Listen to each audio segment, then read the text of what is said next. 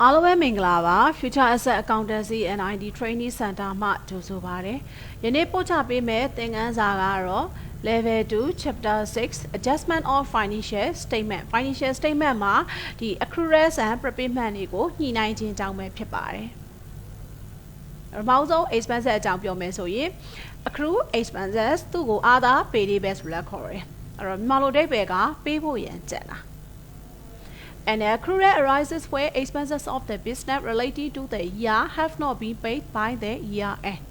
အဲ့တော့ဒီနှစ်နဲ့ပတ်သက်နေတဲ့ပေးရမယ့်အသုံးစရိတ်တွေကိုတဲ့ဒီနှစ်ကုန်တဲ့အချိန်မှာမပေးရသေးတဲ့အခါမှာ accrual ဟာဖြစ်ပေါ်လာပါတယ်တဲ့။ဥပမာအားဖြင့်လုပ်ငန်းသည်လိုအပ်လို့ဂိုရောင်တစ်လုံးငှားလိုက်တယ်။အဲ့တော့ငှားရန်ကပေးရမယ်။တစ်လကို1000နဲ့တစ်နှစ်ကို3,2000ပေးရမယ်။ဒါပေမဲ့ကိုတကယ်ပေးခဲ့တာက3,000ပဲပေးခဲ့တယ်လို့ပြောရင်သူဟာနှစ်ပြည့်ပေးခဲ့တာမဟုတ်ပါဘူး။ဟုတ်ပြီနော်အဲ့တော့ဘဏ်ထဲကနေပြီးတော့ငွေထွက်သွားတာက3,000မဲ့ထွက်သွားတယ်ဒါပေမဲ့ expenses ဆိုတဲ့အတိုင်းပဲ statement of profit or loss မှာ expenses အနေနဲ့ထည့်ပေးရတဲ့အခါမှာ HD statement of profit or loss ဒီတစ်နှစ်အပြည့်ဆွဲရရင်ကိုကတစ်နှစ်စာအပြည့်ထည့်ပေးရတယ်12လစာအပြည့်အဲ့တော့ခုနလိုမျိုး10လလေးပဲထည့်လို့မရဘူး10လထည့်ချင်တယ်ဆိုရင်သူက10လပဲဒီဂိုရောင်ကိုတုံးထားတယ်ဆိုရင်10လထည့်မှန်တယ်ဒါပေမဲ့ကိုကတစ်နှစ်အပြည့်တုံးထားပြီးတော့10လပဲထည့်ချင်လို့မရဘူး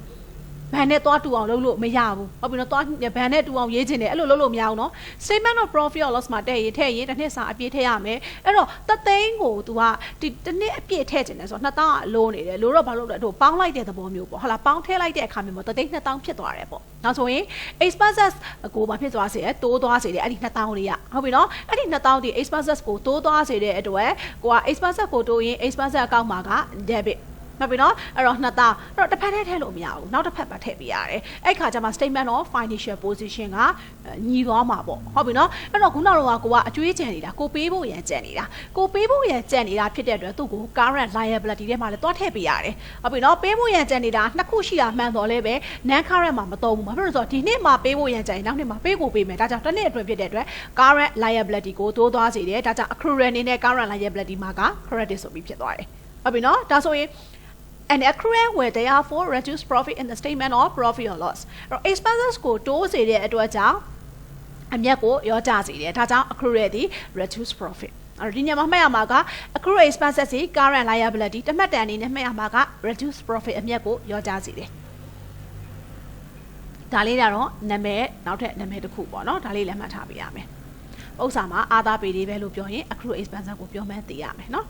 အဲ့တော့နောက်တစ်ခုကကျတော့ prepaid expenses other receivables အဲ့တော့ကိုကကြိုပေးထားတယ်မှာပို့ပေးထားတယ်ပေါ့ A prepayment arises where some of the following years expenses have been paid in the current year နောက်နှစ်မှာပေးရမယ်အသုံးစရိတ်ကိုတော့ဒီနှစ်အတွင်းမှာပေးခဲ့တာဟုတ်ပြီနော်နောက်နှစ်မှာပေးရမယ်အသုံးစရိတ်အချို့ကိုဒီနှစ်အတွင်းမှာပေးခဲ့တယ်ဆိုရင် prepayment တွေဖြစ်ပေါ်လာတယ်ဥပမာအဖြစ်ခုနငှားရမ်းက3,200ပေးရမယ်အဲ့တော့နောက်နှစ်အတွက်တစ်လစာ1,000ကိုတော့ကြိုပေးပြီး3,300လို့ပေးထည့်လိုက်တယ်ဒါဆိုဘဏ်မှာငွေအထွက်က3,300ဖြစ်နေတယ်ဒါပေမဲ့ကိုကသုံးခဲ့တာ12လစာပဲရှိနေတဲ့ဒီတစ်နှစ်အတွင်းကဟုတ်ပြီနော်ဒါဆို statement of profit or loss မှာထည့်ရမယ်ဒီ rent ငှားရမ်းကဒီ12လစာ3,200ကွက်တိထည့်ရမယ်ဒါဆိုရင်1,000ပိုနေတယ်ပိုနေတော့ဖယ်လိုက်တယ်အဲ့ဖယ်လိုက်တဲ့ဒီ1,000ကိုတို့ကဘယ်လိုစရင်းသွင်းမလဲလို့ပြောရင်သူဟာ expenses ကိုရောကြစေတယ်ဟုတ်ပြီနော် expenses ကိုရောကြစေတဲ့အတွက် expenses အကောင့်မှာကတော့ credit လို့စရင်းသွင်းလိုက်တယ်ဟုတ်ပြီနော်နောက်တစ်ခုစဉ်းစားရမှာကတို့ဒီကိုက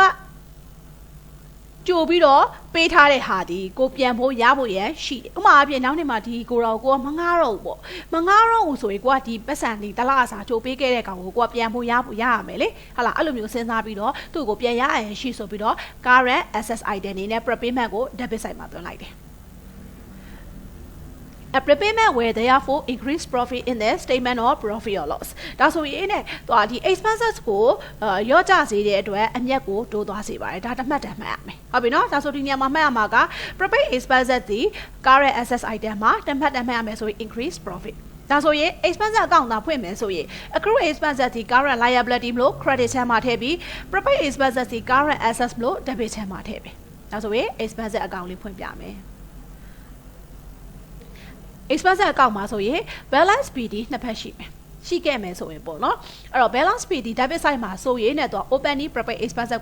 ကိုစားပြုတယ်အဲ့တော့သူက current assets မလို့ဟုတ်ပြီနော်အဲ့တော့ credit side မှာရှိတဲ့ balance pay က openly accrue expenses ကိုပြောတာပါအဲ့ဒါ current liability လို့ဟုတ်ပြီနော်ဒါဆိုရင် openly အကြောင်းပြောမယ်ဆိုရင် close အကြောင်းထပ်ပြောမယ်အဲ့တော့ balance CD အနေနဲ့ debit side မှာရှိနေမယ်ဆိုတော့ accrue expenses ကိုဆိုလိုတာပါအဲ့တော့ဘာဖြစ်လို့လဲဆိုတော့ BD accrue က credit မလို့ CD accrue က debit ဖြစ်နေတာ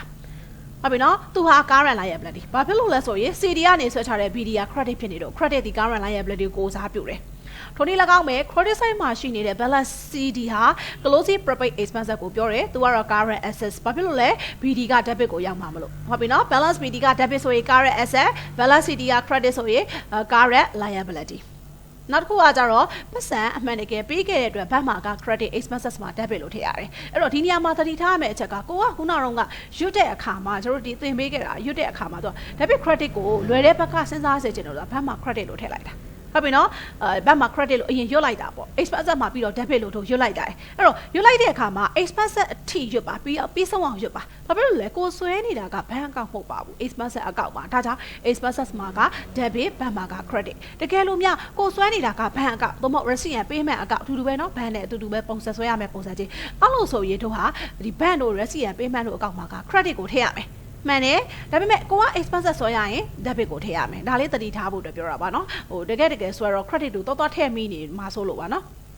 အဲ့တော့ expenses မှာက debit ဘဏ်လို့ထည့်လိုက်တယ်ဒီညမှာပေးထားတာက total paid during the year လို့ပြောထားတယ်ဒါတစ်နှစ်အတွင်းမှာစုစုပေါင်းပေးခဲ့တာကိုထည့်လိုက်တာအဲ့တော့ဒီတစ်နှစ်အတွင်းမှာစုစုပေါင်းပေးခဲ့တာဆိုတဲ့ညမှာဒါကတော့ဟိုအလီလီပေးခဲ့တာကိုတော့ပေါင်းပြီးရေးပေးလိုက်တဲ့သဘောမျိုးပေါ့ပေးထားချက်ကအဲ့လိုဆိုရင်တော့ကိုက date ကအတိအကျမလာတော့ဘူးမလာရင်အဲ့နေရာကို close date ထည့်တို့ရှေ့မှာလည်းပြောထားပြီးသား date အတိအကျမပါတဲ့စည်ရင်းသွင်းချက်တွေကိုထည့်ချင်ရင် close date နဲ့ပဲထည့်ရတယ်ဟုတ်ပြီနော်ဒါပေမဲ့ဒီမှာချက်ပိတ်ထိတ်လို့ဘာလို့ပြောထားရလဲပြောရင်တကယ်လို့များအကဲရွေးများပေါ့ तू ပေးခဲ့တဲ့နေ့နဲ့အတိအကျပေါ့နော်ဘယ်နေ့မှာတော့ဘယ်လောက်ပေးတယ်ဘယ်နေ့မှာတော့ဘယ်လောက်ပေးတယ်ဆိုပြီးတော့ဟိုဘဏ်ကိုအလီလီပေးတဲ့ပုံစံမျိုးနဲ့ခွဲပေးထားတယ်နော်ကိုကအဲ့ဒီဘဏ်တွေကိုရေးတဲ့အခါမှာတကယ်ပေးခဲ့တဲ့နေ့တွေနဲ့တွဲပြီးရေးပေးပါအဲ့ဒါကိုသိစေချင်လို့ပိတ်တိတ်လို့ရေးပေးလိုက်တာဟုတ်ပြီနော်တကယ်ပေးတဲ့ဟာတွေကိုအတိအကျမပါဘူးဆိုပြီးနော်ကိုက close date နဲ့ရေးရမယ်အဲ့တော့ပေးတာတွေကိုဘယ်လိုလုပ်သိနိုင်လဲဆိုတော့ဒီ paid ဆိုတဲ့စကားလုံးပါမယ် payment ဆွဲရ made တို့ပါတို့အဲ့လိုမျိုးပေါ့နော်ပတ်စံပေးခဲ့တာနဲ့ပတ်သက်တဲ့စကားလုံးအသုံးလုံးလာလိမ့်မယ်ဒီနေ့အတွင်းမှာအဲ့လိုဆိုရင်တော့ဘဏ်ကိုစားပြုတယ်ဟုတ်ပြီနော်ဘဏ်ကိုပြောချင်တာပါအဲ့တော့ debit side မှာတန်ဖိုးထည့်တယ်ပေးလိုက်ပြီးတော့ statement of profit or loss နဲ့ credit side မှာပိတ်တယ်ပေါ့ဟုတ်တော့နော်အဲ့တော့ပိတ်တယ်ဆိုတဲ့နေရာမှာတော့ပုံစံမမှတ်ပါနဲ့ဒီကောင်တွေကိုပြည့်စုံအောင်လို့ပေးမယ်ပေါ့နော်အမြဲတမ်းတော့နှစ်ဖက်စလုံးကတော့ရှိနေချင်မှရှိမှာပေါ့နော်ဟိုဒါပေမဲ့ပုတ်စာရဲ့ပေးစားချက်အရာကိုကပြည့်စုံအောင်ဒီ close တွေလည်းဖြည့်ပြီးသွားလို့မှခြားနာချက် credit side မှာပေါ်ရင်တော့ဒီကောင်ကို statement of profit or loss ကိုဖြည့်ပေးပါအဲ့တော့ statement of profit or loss ဒီဘာကိုစားပြုလဲဆိုရင်ဒီ expense ရဲ့တစ်နှစ်စာတန်ဖိုးဥမာခုနကပြောခဲ့တဲ့9ရက်ကအရာဆို3,200တန်ဖိုးရှိနေရမှာကိုဆိုလိုတာပါဒါကြောင့်သူ့ကိုပေးထားချက်ထဲမှာပါခဲ့ရင်ခြားနာချက်မဟုတ်ခဲ့ရင်ပေါ့နော်အဲ့ for the year တို့ per annum တို့ annual တို့တစ်နှစ်စာတန်ဖိုးဒီနာမည်လေးတွေနဲ့တွဲပြီးတော့ပေးတတ်ပါတယ်အဲ့တော့ရေးတဲ့အခါမှာလည်းတတိထားပေးပါအဲ့တော့ပုတ်စာဒီတချို့ပုတ်စာတွေမှာတော့ close ကိုပေးထားပါတယ်နောက်ဆုံးမှဒီ statement of profit or loss ကိုခြားနာချက်ထုတ်ခိုင်းတယ်အဲ့တော့ပြဿနာဘာဖြစ်လဲဆိုရင်ဒီ CD အောက်မှာတော်ရေးတတ်တယ်မရေးရပါဘူးเนาะ BD ဟာအကောင့်တစ်ကောင်ရဲ့ထိတ်ဆုံးမှာဖြစ်တယ်လို့ CD ဟာအကောင့်တစ်ကောင်ရဲ့ဒီတစ်နှစ်စာအတွက်ဒါမှမဟုတ်ရင်ဆွဲတဲ့တစ်လစာအတွက်အောက်ဆုံးမှာပဲဖြစ်တယ်ねဒီကောင်တွေကတော့ total တွေပေါ့เนาะအဲ့ဒီဘောင်အတွင်းမှာသူ close ဒီနောက်ဆုံးဖြစ်တင်ပြီးတော့ opening ဟာထိတ်ဆုံးမှာရှိတယ်ဒါကြောင့်ဒီ statement of profit or loss ခြားနာချက်ပေါ်လာမယ်ဆိုရင်ဂျားထဲမှာရေးပေးပါဒါကြောင့် closing နဲ့ရင်အောက်ကလေးကိုနည်းနည်းလေးချပြီးမှရေးပါဒီမှာခြားနာချက်တွေပါရေးပေါ်လာရေးရအောင်လို့CD ကို BD ဆွဲချပေးပါเนาะဒါကတော့နမူနာမလို့ရေးမပြတော့တာပါအဲ့တော့ဒါ expense အကြောင်းပြီးသွားပြီအဲ့တော့နောက်တစ်ခါ income အကြောင်းပြောမယ် income မှာဆိုရင်တော့ accrue income သူ့ကို other receivables လို့သုံးတယ်အဲ့တော့အဓိပ္ပာယ်ကကြတော့ကိုရဖို့ရန်ကြံနေတာဥမာအဖြစ်ပေါ့နော်သူဂိုရောင်တစ်ခုံးကိုငှားလိုက်တယ်ပေါ့ rent receipt အနေနဲ့ကျွန်တော်ဒါနမူနာလေးပြပြမယ်နော်အဲ့တော့ accrue income arises where income has been earned in the accounting period but has not yet been received အဲ့တော့ဒီနေ့အတွင်းမှာသူကဒီဝင်ငွေရရမယ်ဝင်ငွေကိုသူကမရသေးတာဥမာအဖြစ်ပေါ့နော်ငှားရန်ကကိုကဒီတစ်ခါကျတော့ကိုကငှားလိုက်တာပေါ့ကိုရောရဲ့အရှိပိုင်းလေးလို့နေလို့ဆိုပြီးတော့ဆိုင်ငန်းတစ်ခန်းကိုငှားလိုက်တယ်ငှားရန်ကတစ်နှစ်ကို 6,000 ရရမယ် တနေ့လုံးကို6000ရရမယ်ဆိုတဲ့နေရာမှာတကယ်ရခဲ့တာ9000ပဲရခဲ့တယ်ဆိုတော့1000လိုနေတယ်ခုနကတော့ပြောခဲ့အတိုင်းပဲစဉ်းစားမယ်ဆိုရင်ဘဏ်ထဲမှာငွေဝင်နေတာတော့6000ဒီ9000ပဲငွေဝင်နေတယ်တကယ် statement of profit or loss မှာ other income အနေနဲ့ထည့်ရတော့မယ်ဆိုရင်သူ6000ထည့်ရတော့မှာဒါဆို1000လိုနေတယ်လိုနေတော့ပေါင်းလိုက်တယ်ပေါ့ဟုတ်ပြီနော်ပေါင်းလိုက်တော့ income ကိုတိုးသွားစေတယ်ဒါကြောင့် income မှာက credit ဖြစ်သွားတယ်အဲ့ဒီခုနက1000လေးကိုပဲနော် income မှာက credit ဖြစ်သွားတယ်နောက်တစ်ခုထပ်စဉ်းစားမယ်ဆိုရင်ကိုကရဖို့ရန်ကျန်တာကိုယ့်ရဲ့ပိုင်ဆိုင်မှုဖြစ်မှာရခဲ့မယ်ဆိုရင်ဒါကြောင့်သူက current assets item ပါတဲ့ဟုတ်ပြီနော်ဒါကြောင့်နဲ့ an accrued income ဟာတဲ့ where therefore increase profit in the statement of profit or loss အဲ့တော့ဝေပါလီအမြတ်ကိုတိုးသွားစေတယ်အဲ့တော့ income တိုးသွားခြင်းဟာဘာဖြစ်စေရလဲအမြတ်ကိုလည်းတိုးစေတယ်ဝင်ငွေတိုးရင်အမြတ်လည်းတိုးတယ်ဒါကြောင့် accrued income ဒီ current assets increase profit အမြတ်ကိုတိုးသွားစေတယ် advance income or prepaid income သူကို other payables လို့ခေါ်တယ်ကိုကကြိုရထားတယ်ပိုးရထားတဲ့အတွက်ပြန်ပေးရန်ရှိပါတဲ့ prepaid income arises where income has been received in the accounting period but which relates to the next accounting period အဲ့တော့ဒီစရင်းနဲ့ကာလမှာတဲ့သူကဒီဝင်ငွေကိုရခဲ့တယ်ဒါပေမဲ့အဲ့ဒီဝင်ငွေဟာနောက်နှစ်စရင်းကာလနဲ့ပတ်သက်နေတယ်တဲ့ဒါဆိုရင် prepaid income ဖြစ်ပေါ်လာပါတယ်ဥမာအဖြစ်ဦးနာတော်ကကိုရမယ် rent receipt ငှားရမ်းကဟာ6000ဒါပေမဲ့ကိုတကယ်ရခဲ့တာက6500ရခဲ့တယ်900နောက်နှစ်စာအတွက်ကြိုးပြီးရထားတယ်တလားစာအဲ့ဆိုရင်ကိုရထားတဲ့တလားစာအရာ900ကိုတို့က statement of profit or loss က rent receipt other income နေရာမှာထည့်လို့မရဘူးဘဏ်ထဲမှာတော့ငွေဝင်ရတော့အမှန်တိုင်း6500ပြနေမှာပေါ့လေအဲ့တော့တို့ကအဲ့ဒီ900ကို adjust လုပ်ရတော့မယ်စီးရင်ညှိရတော့မယ်ဆိုတဲ့နေရာမှာ income ကြီးကများနေလို့မရပါဘူးအဲ့တော့900ပါနေတဲ့အတွက် prepaid ဆိုရင်တို့ကဘာလုပ်ပြရမလဲနှုတ်ပြရမယ် accrue ဆိုရင်ပေါင်းတယ် prepaid ဆိုရင်နှုတ်တယ်ဆိုတော့အတိုင်း prepaid တန်မိုးကို6500တဲ့က900ကိုဖယ်လိုက်တဲ့အခါမှာအဲ့ဒီ900ဒီ income ကိုရော့ကျစေတယ်ဒါကြောင့်income အကောင့်မှာက debit ဖြစ်သွားတယ်ပြီးရင်ကိုကဒီစရင်းကိုသူက statement of financial position လဲညီအောင်လို့ညှိပေးရတယ်တစ်ဖက်စရင်းနဲ့မဖြစ်ဘူးလေအဲ့တော့သူကနောက်တစ်ဖက်စရင်းအနေနဲ့သူကစဉ်းစားကြည့်တဲ့အခါမှာကိုကကျိုးရထားတယ်ဆိုတဲ့ဟာကကိုသားဒီကောင်ကိုမငါဒီကောင်ဒီဟာကြီးကိုဆက်ပြီးတော့သူဆက်မငားနိုင်တော့ဘောသူတို့ပေါ့နော်မငားတော့ဘူးဒီအခန်းကိုပြန်ယူတော့မယ်လို့ပြောရင်အဲ့ဒီတလစာကိုကိုကပြန်ပေးရမှာသူကိုအပိုင်မဟုတ်ဘူးတကယ်တော့ဟုတ်ပြီနော်သူမသုံးရသေးရင်ကိုအပိုင်မဟုတ်သေးဘူးသူတလစာမသုံးရသေးရင်ဒါကြောင့်သူဒီကောင်ကိုတို့ဟာ current liability ဖြစ်စဉ်းစားပြီး prepaid income မှာကတော့ credit ဖြစ်သွားတယ် income အကောင့်မှာကတော့ debit ဖြစ်သွားတယ်ဒါဆိုရင် income ကိုတော့ဘာလို့နှုတ်ပေးရတဲ့အတွက်ရောကြစေတဲ့သဘောမျိုးเนาะအဲ့ဆိုရင် prepaid incomeဟာ where therefore reduce profit in the statement of profit or loss statement of profit or loss မှာဘာဖြစ်စေရလဲအမြတ်ကိုရောကြစေတယ်ဝင်ငွေတွေရောသွားတဲ့အတွက်ကြောင့်အမြတ်တွေရောတယ်အဲ့တော့ဒီညမှာမှတ်ရမှာက accrue income ဒီ current assets item မှာတမတ်တန်အနေနဲ့စဉ်းစားမယ်ဆိုရင် increase profit အမြတ်ကိုတိုးစေတယ်prepaid income ဒီ current liability ပါအမြတ်ကိုရောကြစေတဲ့တမတ်တန်အနေနဲ့စဉ်းစားမယ်ဆိုရင် reduce profit ပါအဲ့တော့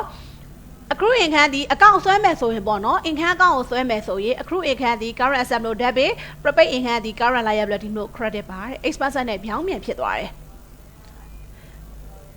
ဒီအကောင့်ကြီးကတော့ trade through ရဲချက်စရာမလိုပါဘူး income အကောင့်ကိုရထားရင်ဒီ accrue ဒီ expense အကောင့်ကိုရထားမယ်ဆိုရင်ဒီ income အကောင့်ကသူပြောင်းပြန်လာလိုက်ရသွားတာပဲเนาะအဲ့တော့ဒီမှာကျတော့ balance PD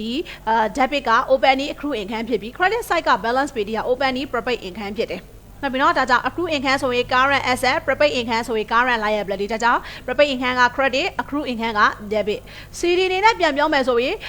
prepaid opening prepaid income က credit မလို့ balance CDO က closing prepaid income က debit BD spend ချမယ်ဆိုရင်အဲ့ဒီ closing က credit side ကိုရောက်သွားတဲ့အတွက်သူက current liability မျိုးစားထိုနည်း၎င်းပဲ balance PD ဟာ accrue income အနေနဲ့ debit မှာရှိတဲ့အတွက် balance CD က accrue income က credit side မှာရှိတယ်ဒါပေမဲ့အဲ့ဒီ CD ကို BD spend ချရင် debit side ကိုရောက်သွားမှာဖြစ်တဲ့အတွက်ကြောင့်သူဟာ current assets item ဖြစ်တယ်တဲ့နောက်တစ်ခုကိုကပတ်စံရခဲ့တဲ့အတွက်ကြောင့်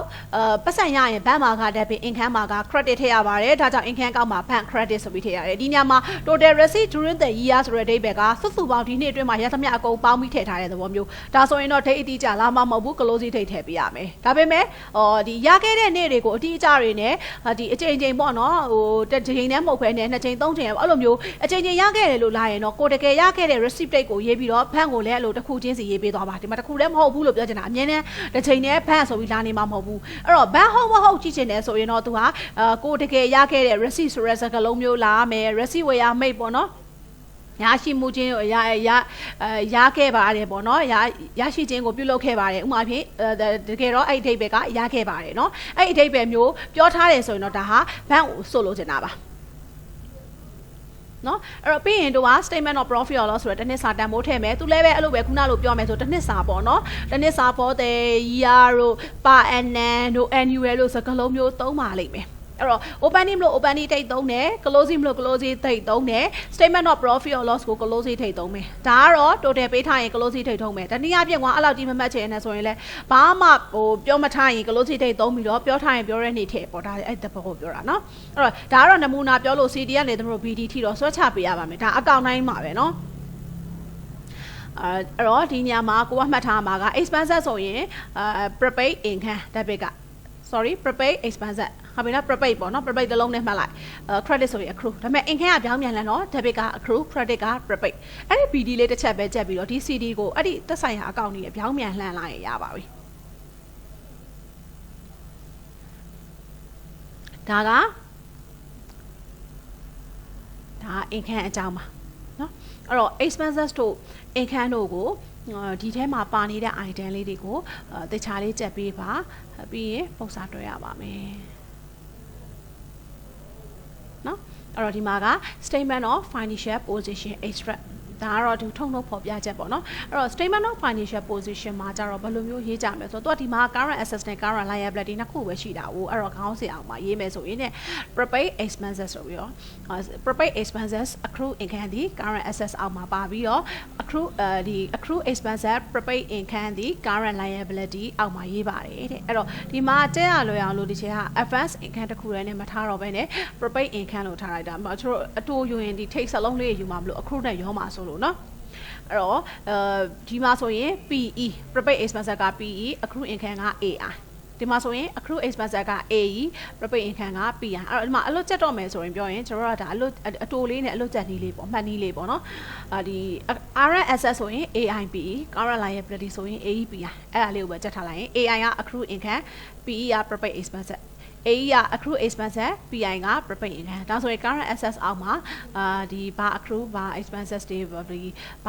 ဒီ accrue expense ဒီ accrue income prepaid expenses တွေပါကြောင်း current liability အောက်မှာလည်း accrue expenses prepaid income တွေပါကြောင်းကိုသိသွားပါလိမ့်မယ်ဒါလေးကတော့အတူမှန်နည်းလေးပေါ့နော်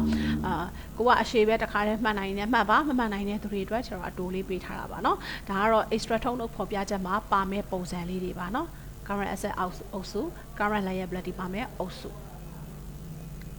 ဒါကတော့ other receivable အုပ်စုပေါ့နော်ပေါင်းရေးမယ်ပေါ့တကယ်လို့ other receivable တခုလည်းရေးရမယ်ဆိုရယ်ပုံစံမျိုးလာရင်ပေါင်းရေးပါမယ်ဒါကတော့ other payable ဆိုပြီးတော့ပေါင်းရေးပေးရမယ်တန်ဖိုးနော်တန်ဖိုးတွေပါ